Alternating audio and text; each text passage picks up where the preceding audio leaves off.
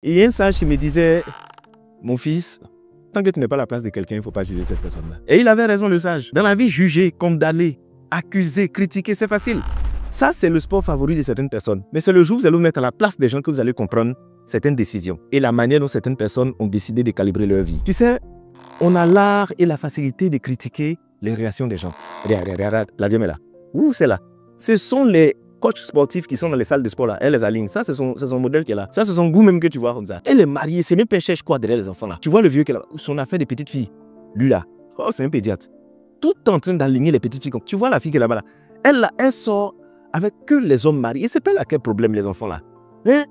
Tu vois, c'est là. C'est Kisa de telle personne. C'est-à-dire, parler dans les relations, c'est simple. Mais je vous assure, et je vous en conjure, il y a des relations. Seul l'Éternel peut t'enlever de là. Oh, il y a des relations, hein. Si ce n'est pas Dieu qui te sauve dedans, toi, tu es foutu. Je vais citer quelques exemples que tu vas voir. Tu sais, la Bible dit que ce n'est ni par la force, ni par la chair, mais seulement par mon esprit, dit l'Éternel. C'est de ça qu'on parle. Il y a un modèle de relation. Ta chair ne peut pas, ta force ne peut pas. C'est l'Éternel seul qui peut te sortir de là. Je vais te citer 4 modèles de relations où, si Dieu ne t'a pas aidé, tu es dans un problème, hein. Relation numéro 1. La première catégorie. Les relations où on te donne l'argent. Cela, ce n'est pas relation. Ça, c'est secte. Parce que si c'est sorcellerie, on peut prier, tu vas sortir dans ces sectes.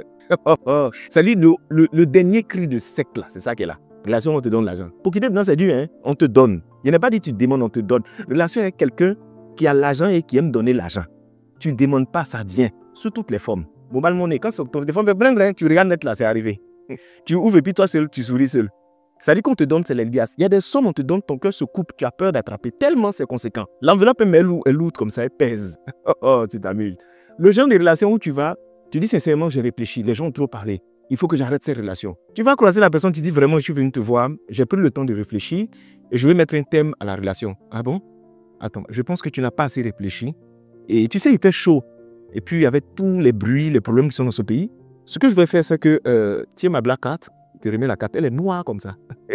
Seigneur. Et puis, il te dit, je t'ai réservé une résidence à Marrakech, ensuite à Dubaï et enfin à Monaco.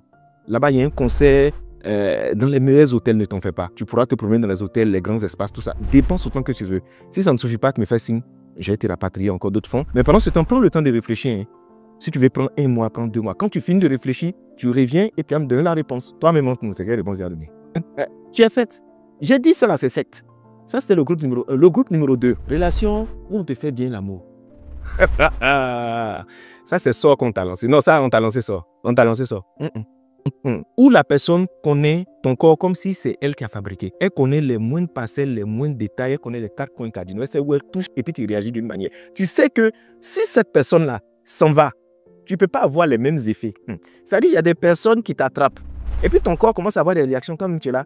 Tu es là, ton corps, puis tu dis, donc toi, tu peux faire les choses comme ça. C'est-à-dire, ton corps réagit, tu es étonné. La personne maîtrise. Quand c'est comme ça, tu es là-bas. Il te dit, il y a des gens pour qui on a défié nos parents. On la mène dans la chambre, elle saute la pelouse. Toi, tu t'amuses. Hein? On dit, mais c'est quoi derrière le vagabond, là, il fait rien. Hein? Pour lui demander, il sait. Elle se sent femme, elle dit. C'est-à-dire, la petite fille la suit comme ça. De les endroits, elle est capable de le prendre et puis tout noir de ses yeux, là, c'est blanc là qui me dit comme ça. Faut pas jouer, ses orteils deviennent nus. Oh, tu t'amuses. Relation où on te fait ça bien, pour quitter dedans, il faut que Dieu t'aime. Catégorie numéro 3, une relation où on t'aime différemment. Tu sais, il y a des gens qui ont une manière de t'aimer et puis tu as peur. La personne t'aime sous toutes les formes. C'est-à-dire, c'est une personne avec qui tu te sens vu, tu te sens entendu, tu te sens compris ou comprise. C'est comme si la personne, c'était une partie de toi dans un autre monde et dans une autre vie. C'est-à-dire, la personne est ton prolongement. Vous vous entendez tellement bien, c'est tellement fusionnel. On n'a pas besoin de trop parler.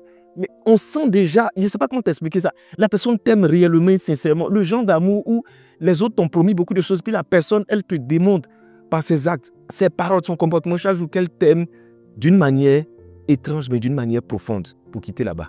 Ils vont tout te dire qu'il est là-bas. On dit non, c'est le mari de la première, tu dis, il a compris. On va voir ça après. On dit, mais il est plus âgé que toi. Hey, il est moins âgé que toi. Tu dis, hey, laissez ça, on va faire. C'est comme ça. Et la catégorie numéro 4. Tu vois, cette catégorie-là, c'est une catégorie qui est rare, mais elle est dangereuse. Hein.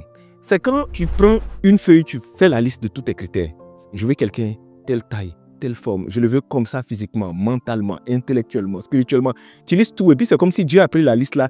Et puis l'année fabriquée, quelqu'un pour envoyer. Oh, la personne réunit tous tes critères. C'est-à-dire, c'est le genre que tu as choisi, que ton cœur a désiré là. tu le rencontres et puis c'est lui net. Taille, forme, ça dit physiquement c'est lui, mentalement c'est lui, mature, intelligent, stylé, classe, respectueux, bien éduqué, spirituellement assis, il craint Dieu, fidèle. Je ne sais même pas comment je vais t'expliquer. Mais la personne l'a dit ailleurs. Ou bien la personne là, c'est pas de toi qu'elle veut. Ce genre de relation là. Ou bien c'est toi qui es déjà en couple et puis tu croises la personne. Ce genre de relation pour que Dieu t'aide. Parce que ça là, c'est pas. Comment j'ai. Ça c'est carte de naissance. Parce que tatouage peut partir, mais ça là, c'est carte de naissance. Donc souvent, quand vous voulez juger les gens, prenez le temps de vous demander est-ce que ces personnes ne sont pas dans ces 4 catégories là d'abord. Si elles sont dedans, il faut laisser tomber. Commence à prier Dieu pour que Dieu l'aide. Maintenant, si tu es dans ces catégories là, bonne chance. Que le Seigneur ait compassion de toi.